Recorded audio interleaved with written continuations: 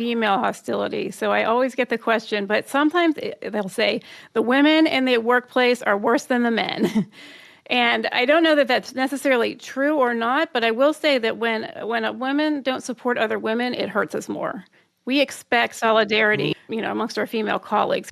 That was Dr. Amy Diehl, co-author of a book called Glass Walls: Shattering the 6 Gender Bias Barriers Still Holding Women Back at Work. In the next 45 minutes, we're going well beyond the conversation about the glass ceiling and glass cliffs. You're going to learn about those 6 glass walls, what they are, how they manifest at work, and some ideas about what we can do about them, including, of course, in our context of communication, labeling these 6 glass walls and talking about them. We all witness these glass walls at work, whether you're a woman directly experiencing them, or perhaps you're an ally observing them, or you might even be a leader, someone who can influence the culture and shatter these 6 glass walls in your organization one at a time. Regardless, this episode is for you. I want to make something perfectly clear. This is not about moaning and complaining about the gender biases that exist out there. This is about using the research to identify, label, and talk about these gender biases. Are you ready? Let's do this. Let's talk about talk. Welcome to the Talk About Talk podcast. If you're a return listener, welcome back. And if you're a new listener, let me quickly introduce myself. My name is Dr. Andrea Wojnicki. Please just call me Andrea. I'm an executive communication coach at Talk About Talk. You can learn more about me and what I do on the talkabouttalk.com website. Please check it out. And while you're there, I encourage you to sign up for my email newsletter. Between this podcast and the email newsletter, you'll get lots of valuable communication coaching from me. So, I coach leaders to excel in their communication. This includes things like formal presentation skills, establishing executive presence, communicating with precision, and building your unique personal brand. All of these challenges are tough enough, even without also dealing with gender bias. Recently, I read this fantastic book sitting over my shoulder called Glass Walls by Dr. Amy Diehl and Dr. Leanne Dubinsky. From a communication perspective, I saw immediately many insights that I knew would resonate with you, the Talk About Talk listener. And so I reached out to Amy, and here we are. Here's how this 45-minute episode is going to go. First, I'm going to introduce Dr. Amy Diehl, and then we'll get right into the interview. At the end, I'll summarize with 3 main points, main takeaways that I hope to reinforce for you. Yes, always 3. The power of 3. Okay, let me introduce Amy. Amy Diehl, PhD, is an award-winning information technology leader, currently serving as the Chief Information Officer at Wilson College in Pennsylvania. She's also a gender equity researcher and author of the book, Glass Walls: Shattering the 6 Gender Bias Barriers Still Holding Women Back at Work. Her writing has appeared in numerous scholarly journal articles and book chapters, as well as in the Harvard Business Review, Fast Company, and Ms. Magazine. She's also a sought-after speaker, consultant, and law expert witness. Her passion is universal gender equality so that society and organizations can thrive and so that women can succeed. You can find her online and book her to speak at your event if you go to Amy Diehl, that's Amy-Diehl.com. All right, here we go. Thank you so much, Amy, for being here today to talk with me and the Talk About Talk listeners about glass walls. Thank you so much for having me, Andrea. I'm so excited for this talk.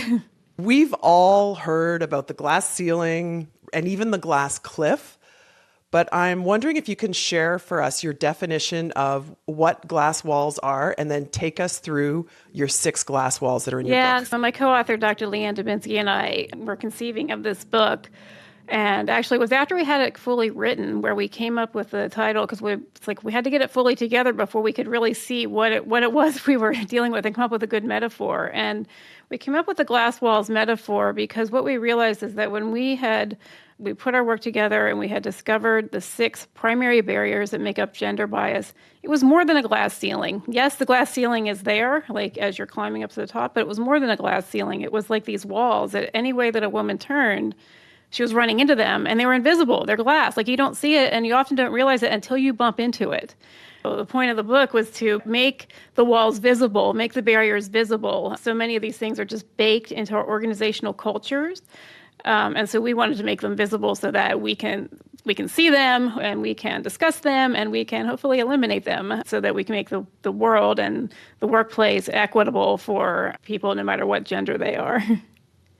It's an absolutely perfect metaphor, Amy. You nailed it. So can you share with us what the 6 main walls are and define them briefly? Yeah, so the first one is male privilege. So we say male privilege dominates the workplace environment. It includes things like male culture, male gatekeeping, the boys club. It includes the glass cliff, actually. The glass cliff is this phenomenon of when a woman is put into a position where it's very high risk. And when she doesn't perform the miraculous, she is kicked off the cliff and blamed and let go. So, and this one, I know from reading the book that this male privilege is like the foundation it's for like the other walls. Exactly. It's like the basis on which the other barriers, the other walls are built. Before you get into the next 5 walls, I just wanted to share with the listeners that as I was reading through the book, and as I've heard you in other interviews describing these, it's almost like a checklist in your mind. Each of us think, have I experienced this? You know, how egregious is it? And so I'm just challenging all the listeners to keep that checklist in their own mind and ask themselves, have they experienced it personally? Have they observed it also in their workplace? Yeah, and I'll give you a quick aside. We discovered the 6 primary barriers after building a scale to measure gender bias. It's called the Gender Bias Scale for Women Leaders. The 6 barriers are covered in that scale, and it's actually available on my website if anybody wants to read through get a quick list and a quick idea of how barriers may be impacting you in a 3-minute survey. Fantastic. I'll put a link to that in the show notes. Second one is disproportionate constraints. So women are allowed into the environment. Certainly we are women and we're at work, right? But there are disproportionate constraints on their choices and behaviors. So it includes things like our career choices are constrained. We might not think of them as being constrained. We don't think that we're still in like the 60s, like in my mother's generation when her choices were teaching or nursing or secretarial. We have more choices today, but what you see if you just look at U.S. Government Bureau of Labor Statistics data, you can see how there's still segregation in female-type jobs versus male-type jobs. It includes things like something we call muted voices. So there's lots of constraints around communication, and I know we'll get into that a little bit more as we go through our talk today. And then in addition, women are held to unequal standards compared to their male counterparts. They have to go over and above in order to succeed, and often their appearance and their clothing, like their voice, everything about them is scrutinized in ways that just don't happen for men. The third one is insufficient support. So women don't receive the same supports that men receive. A lack of mentoring fits in this category. That's been talked about a lot. Lack of sponsorship, which is when somebody in a position of power advocates for or puts a woman, grants her an opportunity. Women often experience a lack of sponsorship. Often they're excluded also from informal networks and even sometimes formal professional events, excluded from spaces where decisions are made and where relationships are built. And it also includes one that was very interesting is unsupportive leadership. I had done my dissertation research on women and higher education leadership and how they made meaning of adversity. And this unsupportive leadership thing was the most difficult for them to make meaning of, because what it was their leaders, like their bosses just didn't support them. And I think to them, they're like, you hired me. Now, why aren't you supporting me? Why aren't you helping me? Why aren't you, I'm going through this challenging situation. I'm being harassed, for example. Why aren't you supporting me?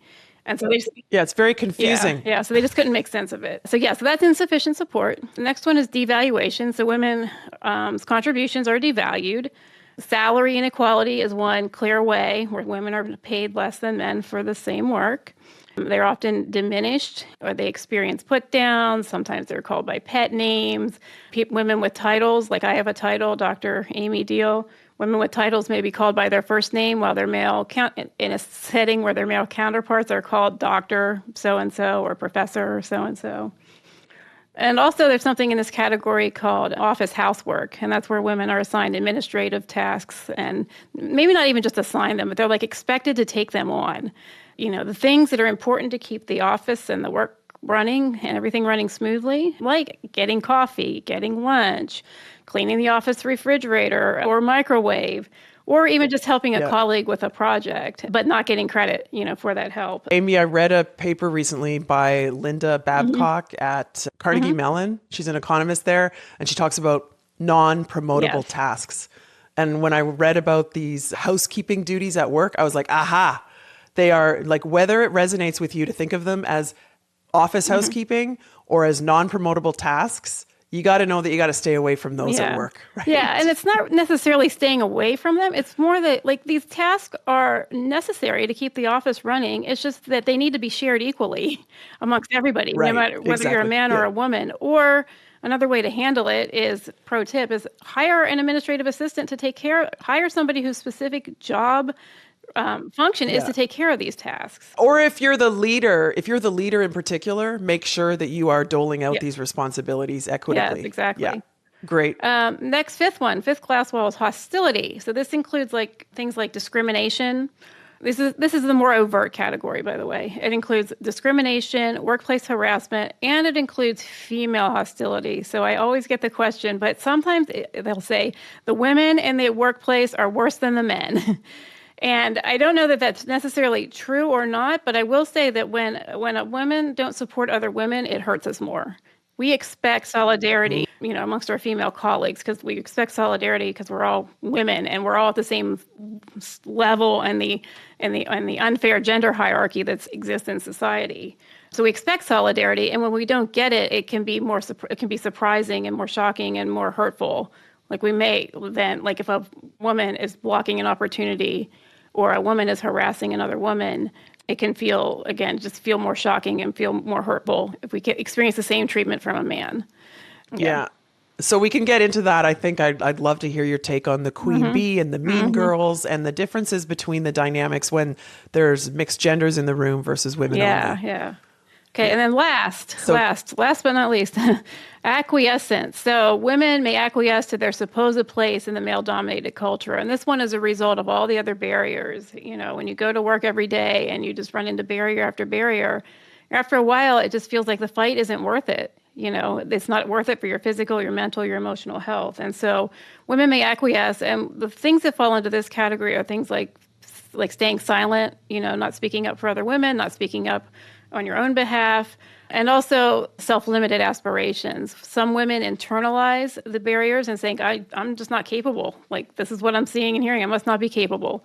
Other women recognize that they are capable, but they decide they don't want the hassles. They don't want the hassles that their male counterparts don't have in ascending the workplace hierarchy. So they're like, okay, I'm set where I'm at, or I'm leaving, or I'm going to do something else. And it's just a travesty in my mind, because when women are not allowed to grow to their full potential, are not allowed to achieve to the same level as their male counterparts, it's really society that loses. The organization loses as well as society. Yeah. So in this conversation, we are talking to women, also to allies and to leaders, and thinking about the context and perspective that they have and what influence they can have on the women and the teams and the organizations and on society to help make us all more productive and happier, right? I just wanted to really underscore that. So we're focusing here, Amy, on communication, and you and I were talking about the power of words and vocabulary and labeling and naming things. And one thing that really stands out about your book is how successfully you have created a whole vocabulary around some of this phenomenon that didn't exist. So first of all, you've got glass walls, but can you share with us some of the other we were talking about the housekeeping duties at work.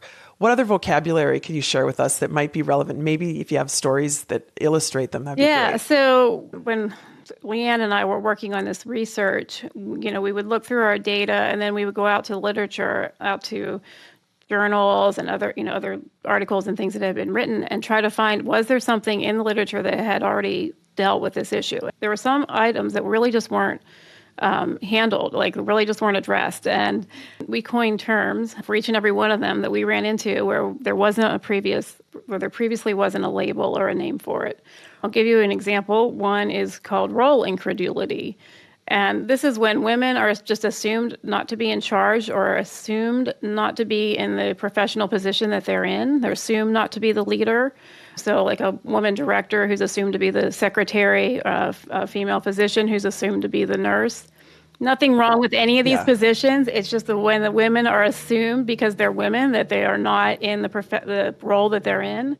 We had stories of women that would go to professional conferences and they were assumed to be event or hotel staff instead of a conference attendee or participant. So I have a story actually now that with regards to role incredulity. One of my clients is a CEO of a worldwide retail organization that we've all heard of. And she told me that when she goes to conferences and she's sitting at a table with a bunch of other CEOs, they'll ask her, so, what do you do? And she introduces herself and she says, I'm the CEO at this company. And they usually hesitate and they say, the CEO of Canada? And she says, no, global, the global CEO, like the top of the organization. And she said, you can see them all go, oh, and then they all pretend that they didn't make that mistake of. It can be hard for a woman, like if that happens to you, like if you're assumed to be the secretary, like, hello, where's the director? And you're like, I'm the director. It can be hard, and you just have to, in that instance, just say, I'm the director and like move on, I mean, most people, in most cases, it's not intentional, on the part of the person. True. It's the person not making the wrong assumption. And, to the extent that we can say, hey, that's me, I'm the CEO of the global institution. Hopefully that changes that person's stereotype that they have. And the next time they don't make the same assumption when they're meeting a woman. They have a little moment and then pivot. Yeah. If you want another one, I can talk about credibility deficit. So credibility deficit fits in the devaluation chapter or glass wall. A credibility deficit is a woman's words or statements are not believed because they are coming from a woman's mouth because she's a woman. And if you've ever been in a situation where you've like made a statement and the person, like the man next to you says, are you sure that's right? Well, like I wouldn't have said it if I didn't think it was right. Or if they turn to the person next to you, like if there's not somebody else in the room, they say, is she right about that? Like that's credibility deficit, where the assumption is that you don't know what you're talking about, right? And, So you have an example of something that happened when the book was, or just before the book was it you or Leanne had experience of saying something and then your husband? That was her. That was Leanne. That actually happened while we were writing the book. I believe she was at a conference and she and her husband had been working in the same field. So they were at the same conference. And and so she's talking to this man and her husband is standing there and, she's the expert on the topic talking to this man and the man turns to her husband, to ask for him to back up her, Leanne's statement. Yeah. Is this true what she says? Yeah. Wow. We hate, it's interesting because when we live our own research, we're like, okay, we see it right away, but it sometimes gets like, yes, it happens to us too. We just recognize it really quickly. Yeah. Thank you for the example that we're now going to use in the book. Wonderful. That's wonderful. So I know in the book you also talk about mansplaining, which I feel like it's kind of having a moment. People are really talking a lot about mansplaining, but there's also the heap-heating. Yeah. So some of these words, to be clear, we use words that have been coined elsewhere, and we credit that in the book. Right. And mansplaining and heap-heating are two examples of that. And so I'll quickly define mansplaining in case you don't know. This has actually been officially added to the Merriam-Webster dictionary in 2018, but it means to explain something to a woman in a condescending way that assumes she has no knowledge about the topic. Now, heap-heating is a little bit different. Heap-heating was a term that was coined by somebody on Twitter, and it's interesting because the Twitter post is no longer there. I have the reference, in the book, but this person took it down. But it got like hundreds of thousands of likes and lots of comments on the original post. But heap-heating means when a woman says something in a meeting and it's ignored, and then a man says the same thing and everyone loves it. And so again, that's a case where it's typically not intentional, but what the result is that the woman, like the man gets a credit, for the idea that the woman first first initiated. And there's another term, bropropriate, which is a little bit different in that bropropriate means it's a little bit more intentional. It's when a man intentionally appropriates a woman's idea and doesn't give her credit. But they're similar, but one's just more intentional than the other. So I think this intentionality theme is interesting and important for all of us to keep in mind. So sometimes these violations of, I would call them equity norms or whatever, are completely unintentional. So maybe you could label it, maybe you could quietly, privately mention it to the person. You got to think about, I encourage people to think about how they're responding to them. But so let's get real here, Amy, in a business context. For many of the examples and definitions that you've outlined here, I'm thinking of the context of sitting around a corporate boardroom table where there are senior executives of mixed gender, talking about whatever's on the meeting agenda, making decisions, sharing ideas, and all of these things are happening. And one of my favorite topics is interrupting. Can you share what your research says about interrupting? Well, interrupting, again, it fits into this all these things we talked about, mansplaining, heap-eating, appropriating, interrupting. They all fit into this idea of muting women's voices. And what's happening with interrupting is men's voices are privileged. And as they're growing up, we're all socialized into the same system. And so boys and then men may learn that, hey, that their voices can be dominant and they're not penalized if they interrupt. Whereas women maybe are penalized socially, if they interrupt. So when we see interruptions in a meeting, and again, it's not always the men that are interrupting, by the way, but when it is the men, it's because they're socialized to do so. And when it's the women that are interrupting, I would say they're socialized to do so because they're in a male normed context and they're watching the men and they're learning how to compete, in this male normed or male privileged environment. But with interrupting, the interrupting, it really creates an equity problem because you've got all these people. You're talking about the boardroom table, right? You've got all these people around the table. They've all got ideas. They've all got perspectives, and they're all there for a reason, right? They're there because you want their perspectives and their ideas. And so, I always say it starts with the leader of the meeting, the facilitator of the meeting to not allow the interruptions, set ground rules that, hey, we won't have interruptions here. But, when they happen, because they often do, call them out like, hey, wait a minute, let's let Jean finish her thought here. And not let the interruptions happen is the best approach. If you are an ally if you're not the person running the meeting, but you're not the person who's being interrupted, you can jump in and say, "Hey, Jean didn't get to finish her thought. Let's hear what else she has to say." But it becomes difficult when it's you, when you're the person who's interrupted, right? And especially becomes difficult if you're not the senior person or a senior person at the table, and it can be difficult to know what to do. I'm thinking about a senior lawyer that I was coaching recently, and she said that she was constantly being interrupted by a male peer. And I said, that's a problem. If it's a superior, it's probably okay. People expect it. But if it's a peer, you need to demonstrate that you do have authority and expertise. So we talked about sort of an escalating series of steps that she would take. The first thing is kind of making a joke about it, but referencing it. The second thing is publicly calling it out. And then the third thing is bringing an ally in. And then the fourth thing is going to someone who has more power and saying, listen, this is starting to compromise my productivity, my input, whatever. And so unfortunately, she didn't have to go to those steps. She did go to the step of bringing in an ally. And she said, once the male ally said, you've done this 3 meetings in a row, I've watched it, you need to stop. And then whoosh, it stopped. Well, that's so good. And it just shows the power of allies. Yes. Another tip I give is if it's happening repeatedly, take the person aside, try to establish that connection with that person to say, hey, I know you don't mean this, I know you don't mean to interrupt, but and try to have, connect with them on a one-on-one level and see if that can stop the behavior and also help to establish a good relationship with the person. Yeah. Yeah, I skipped that step. You're right. I should have added that one in there. Probably before or after going to an ally. But I have another scenario, a true question that one of my clients, she was actually a workshop participant. And I know that some of your research has looked at, you've interviewed and done research on people in the healthcare field.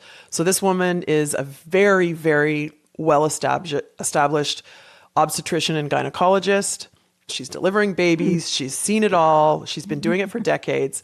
And she came to me and she said that she was given the feedback from her senior administrator at her hospital that she was difficult to work with and she wasn't a great communicator.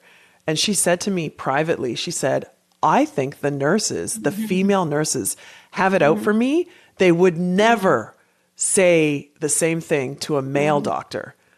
And I was like, oh, and I went away and thought about it. But what does your research say about that? And what would you prescribe to someone in that same situation? Yeah, so this is consistent with our research. There's a wonderful article. Title of it is called Status Leveling Burden. And I can give you the link so you can give it to your listeners. But what the researchers talk about is status leveling burden is when women in a higher leadership position have to go above and beyond to gain cooperation from women who are working in closely aligned jobs. And so this fits with women physicians and women nurses. It also fits with managers and administrative assistants. What happens with the doctors is that they find they have to go above and beyond to maintain good relationships. And so the example of the physicians and the nurses, in the study, it talked about how some of the physicians would they would bake cookies in their off time and bring the cookies to the nurses or bring donuts or whatever to stay in their good graces. And it was so that when they're in the operating room and they say, hey, I need this, or however they, they're handling their operating, surgical task, that the nurses will comply, just like they would comply. Wow. So you think about that, the male doctor, he doesn't have to go home on his off time and bake cookies to keep the nurses, to keep them keep them being supportive of him and facilitating his work, right? And the one thing to note here is we're not blaming the women. This is again, it's a society, and I talked a little bit earlier about the gender hierarchy. The status leveling burden thing comes in because it's there's the incongruence. You have the gender hierarchy, which says there's men above women and women are equal. But then you have the organizational hierarchy, which says that there are physicians who are above nurses, and then those are unequal, right? And it's the women nurses can't, they can't see the women in the higher level positions as, somebody in a higher level role, just because they're women and not men. And so tricky part of this is really it's the leaders that have to take ownership for this issue, right? Mm-hmm. And one of the things I think that could really help is if leaders would provide training or provide, perhaps workshop or whatever, something for everybody in the organization, including in this example, the nurses, to talk about these things and to talk about this is a real phenomenon and to help even the nurses see this is what's happening and when, and just understand why. Because I think that if when people can be shown what's happening, why it's happening, and what the effect is, that it can help create positive change and help women hopefully to support think about how they might be treating the male physicians different than the female physicians. Yeah. So Amy, this is the power of your book. This is the power of the vocabulary that you're encouraging some of the terms, as you said, that you and your author coined, and encouraging people to use the other terms as well. And even doing a podcast interview like this, right? So people are going to start to see things and patterns that they may not have noticed, and also educate others about it. So I can tell you also, we need to keep talking. I can also tell you about my own experience with it, what I did. So what I did to try to overcome it was I would go into this woman, the secretary, the admin assistant's office, and I would talk to her. And I would talk to her about her vacation, her hobbies, just trying to make small talk with her, which was taking extra time out of my day that my male colleagues did not have to take. And that helped some. But this woman was much older than me. We've talked about Queen Bee. She was older than me. And so I think, she felt like she ran the show, right? Wow. And the thing that finally saved me was that she retired. I outlived her, and I just, oh my gosh. And some of the tricks I would use, I would sometimes send my male colleagues to ask for something from her because I knew that they would get easy. And, in my situation, the person that she was reporting to, he was a non-confrontational leader. So he was unlikely to have a conversation with her. And so I knew I just had to kind of work around it and just try to make the best of it, And she wasn't a bad person or anything, but this was just how, she had learned to gain power and status in the workplace, and that meant a lot to her. And, here was this young this young manager, this young female manager that, she could put in her place, keep in her place. So one of the points here that I want to underscore again is that we're not blaming That's these right. women, the nurses or the EAs, and we're not even blaming the men in many cases when it's not intentional, but we just are looking to improve awareness, and right. and we do that with the vocabulary. And I love how you just said to yourself, well, okay, this is the situation. Here's how I'm going to deal with it. I'm going to spend time with her. I'm going to talk to her about things that she cares about. And when I need something, I'll go through it. Like, you created a strategy. So one of the very tactical strategies that I love in your book was your advice to flip it to test it. And you just actually talked about how you would never think of a male physician going home or a male surgeon going home and baking cookies, but a woman physician might feel like she had to. Can you share with us the flip it to test it idea? It's a really, really simple but powerful approach to determine if something is gender biased. So this was developed by sociologist Kristen Pressner, and she's got a TED Talk and some other information about it if you want to take a look at her work. But flip it to test it means you think about, you just take an example. If you would say, like, Maria is outspoken, would you ever you flip it to be for a man? Would you ever say, like, Mario is outspoken? Probably not. Or Maria is too assertive. Would you ever say Mario is too assertive? No, he's just assertive, and that's a good thing, right? Yeah. Or bossy. Or Yeah, bossy's a big Just one. like flipping the gender on whenever you're thinking about how you might be critiquing or criticizing a woman in the environment. So this could be for checking your own behaviors and words, but also, again, if you're the leader and you see something that's going on with your team and you're not sure whether it is overt sexism, use the flip it to test it rule. And if it doesn't jive, then you've got a situation that you need to deal with. Yeah, it's really powerful also in hiring and promotions. If you're hiring for a job and you've got female candidate, male candidate, but you're like, oh, I don't know about this woman. She might get pregnant and have a baby and need maternity leave. Which is like unfortunately, like, it's an illegal thing to be discussing in the context of hiring. It's real. It It's happens real. all the time, right? I was having a conversation with my teenage daughter about that, actually, and she was like, what? It didn't cross her mind. I said, oh, you'll see. Yeah. Because that male candidate who's like the same age, has the same experience, the like male candidate, you were very unlikely to hear, oh, he might have a baby and need parental leave. That's a great example. Okay, I want to shift gears a little bit here because I have a question that I've been dying to ask you. A couple of years ago, Adam Grant published a pretty infamous article in the New York Times about women purposefully using weak language strategically, and he got a lot of flack, a lot of negative response, because people took it to mean that he was prescribing that women should be using weak language. When I read the article, that's not what I get. I get that he's talking about how some smart women are strategically using weak language because they know that's what's expected, and sometimes it makes it easier to get things done if you do what is expected. And at the end, he says, unfortunately, we live in a world where this might be necessary, right? I'm wondering what your take is on this, because I do sometimes prescribe to my clients to read this article. This one woman was going for CEO, and she was one of 5 people that were going for the CEO position, and she was the only woman. And she said, I need to talk to each of the members of the board of directors separately, and I need to talk to all of these other important stakeholders. And we were talking about, what her strengths are, what her brand is, what her professional identity is, what her points of difference are. And then we started to talk about how you will speak differently to these people depending on who they are. So I'd love to hear your take on this. Well, I think Adam Grant, I'll just say the mistake that he made was labeling it as weak language. Like, to me, it's smart language, right? Like, why? Because it's like women's, it's a communication style in which women are, socialized to use. That doesn't mean it's weak.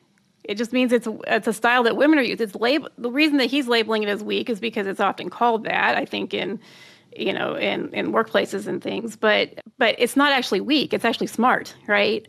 And it's because we're basing the way that we're characterizing the language is based on this male privileged culture, this male normed culture, this culture that says that, our workplaces, they were developed by men. And so men set the standards. They set the standards for the language and the type of language. So however men communicate, that must be the strong language, right? And women's language must be the weak language. I say no, like these women are using smart strategies in their communication approaches.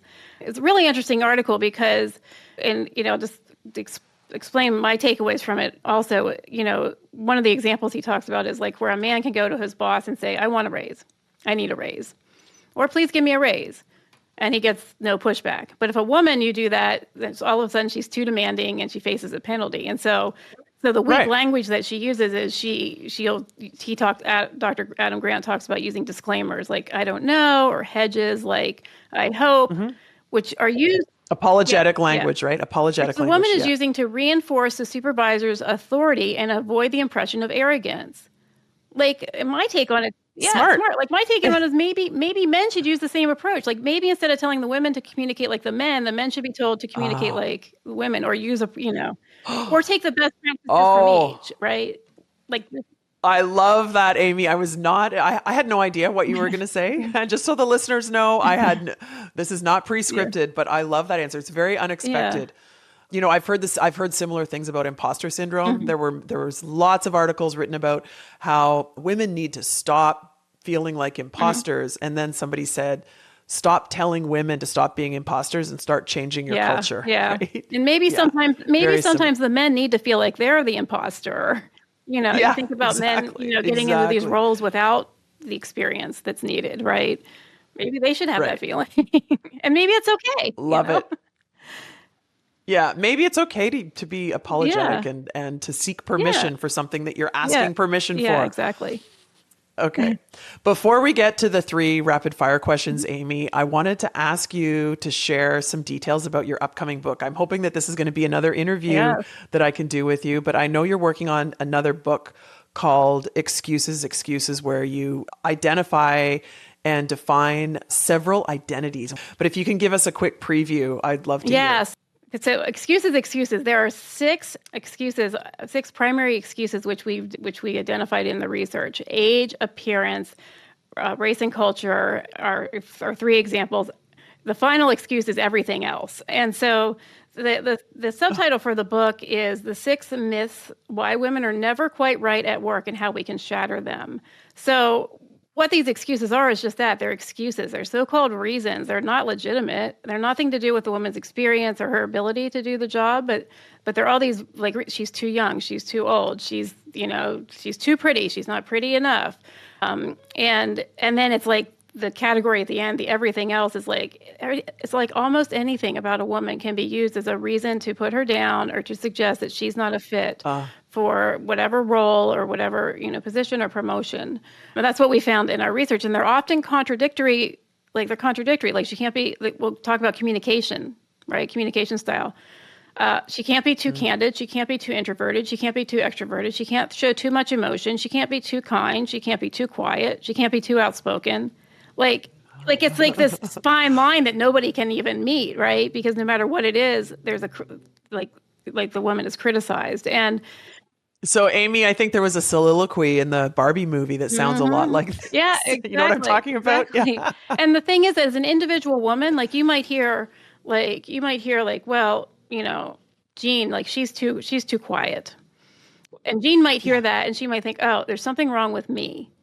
Right. While her counterpart or somebody else is told they're too loud, they're too outspoken. As an individual, you are much more likely to take it personally, just because that's by nature, that's what we do. We think it's something about me, something that I need to change. But when we look at this data and we have all this data that we're looking at, we see this person's told they're too quiet, this person's told they're too loud, whatever. Right. Like, you start to realize it's not like, that's not the problem. Like, they're just excuses. It's bogus. It's bogus reasons. Right.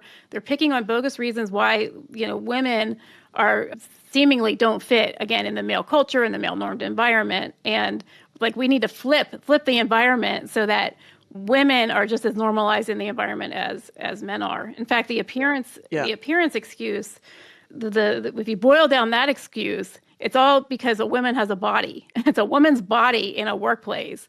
And so anything about her body can be picked apart. Whereas the man and the man and however he's dressed in his uniform or his male suit, he's just kind of like default and, he fits, right? Wow. The woman, her hair is too short, it's too long, it's too much makeup, not enough makeup. The whole makeup thing seemed to be like, you have to wear makeup without looking like you're wearing makeup. Like that seemed to be like the theme of that one, you know?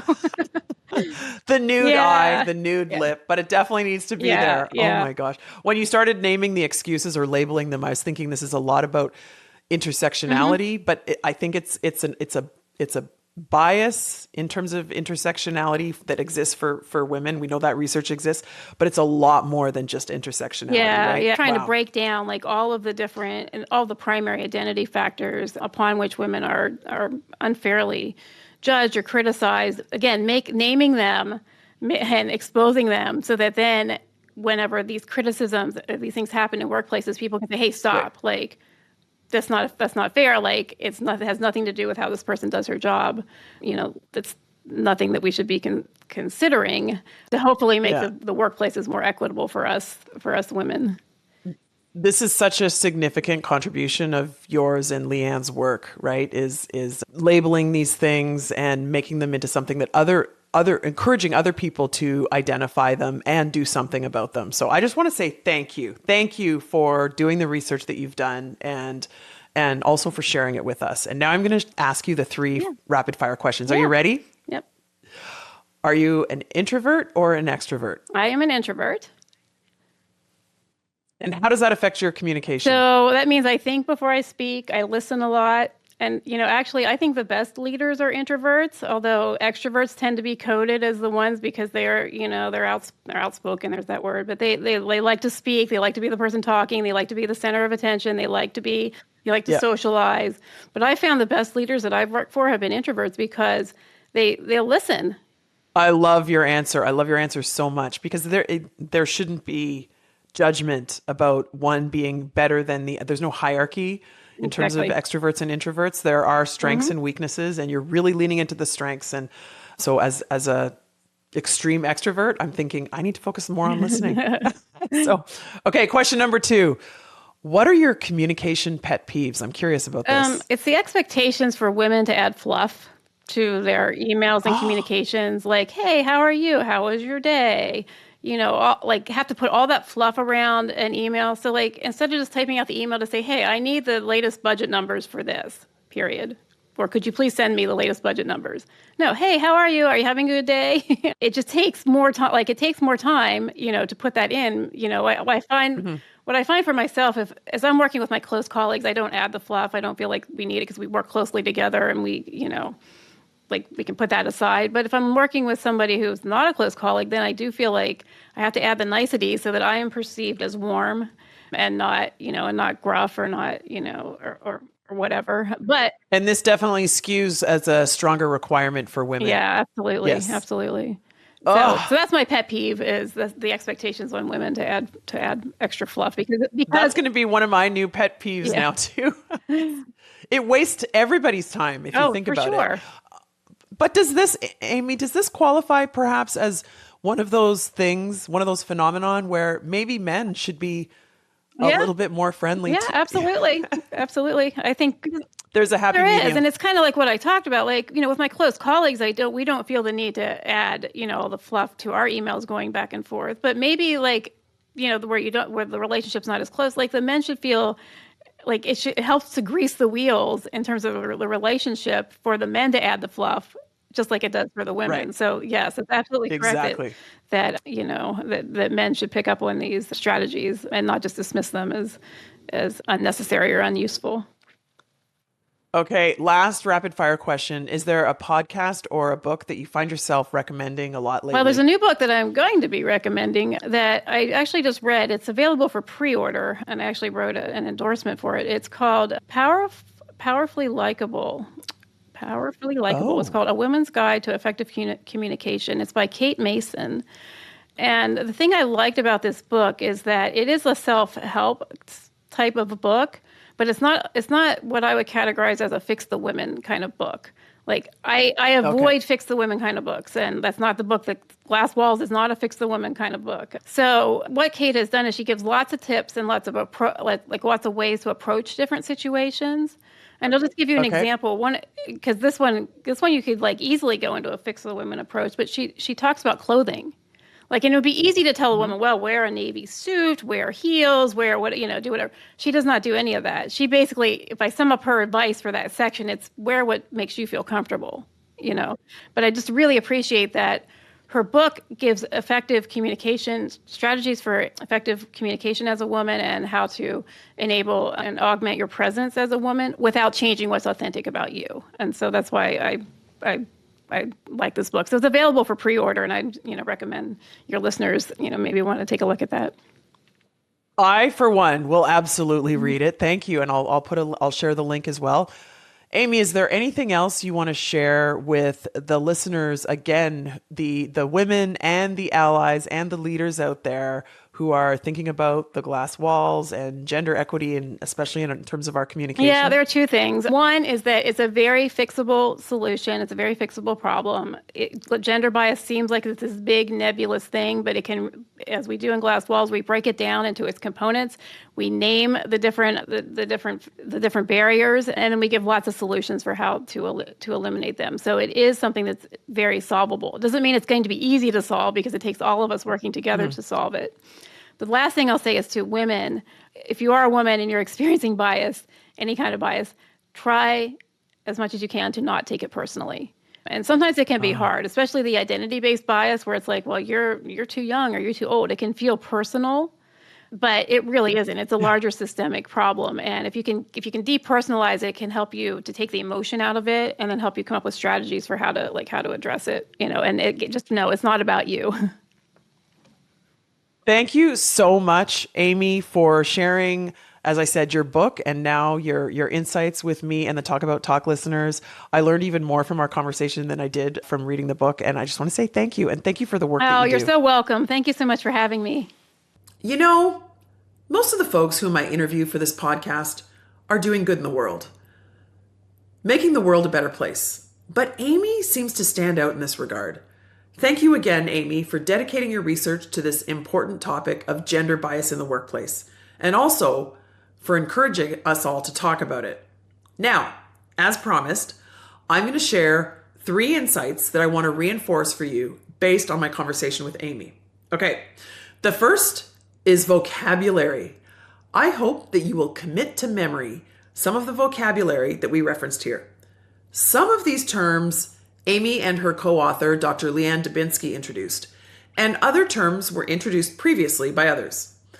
The idea here is that by labeling these biases and phenomena, they become real, and we get one step closer to eliminating them. One of these terms is actually the name of their book, Glass Walls. There's also housekeeping duties, non-promotable tasks, role incredulity, credibility deficit, he-peating, bro-propriate, and of course, mansplaining. So learn the vocabulary, talk about it, and be on the lookout for it. Okay, the second point is something interesting that Amy brought up. The fact that female hostility seems to hurt most when it comes from women. This reminded me of a famous quote from the first female Secretary of State, Madeleine Albright. She famously said on more than one occasion, "There is a special place in hell for women who don't help other women." Now, to be clear, this is not at all about turning the lens and the blame on women. But as women, as allies, and as leaders, we also need to be on the lookout for queen bees and other forms of bias against women by women. Okay, this relates to the third and last point that I want to reinforce.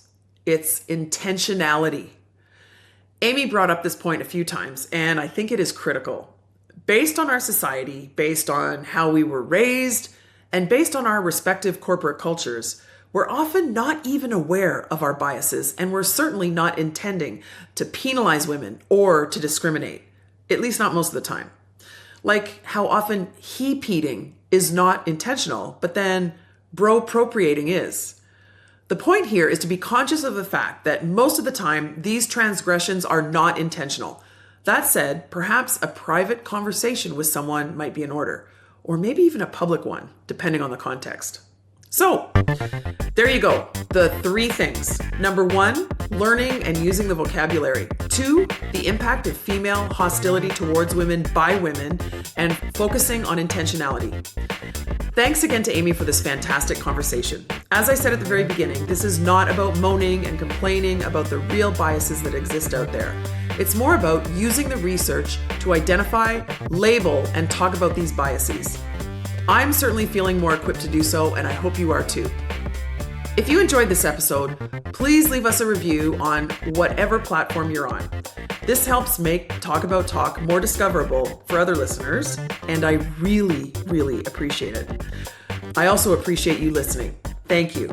Talk soon.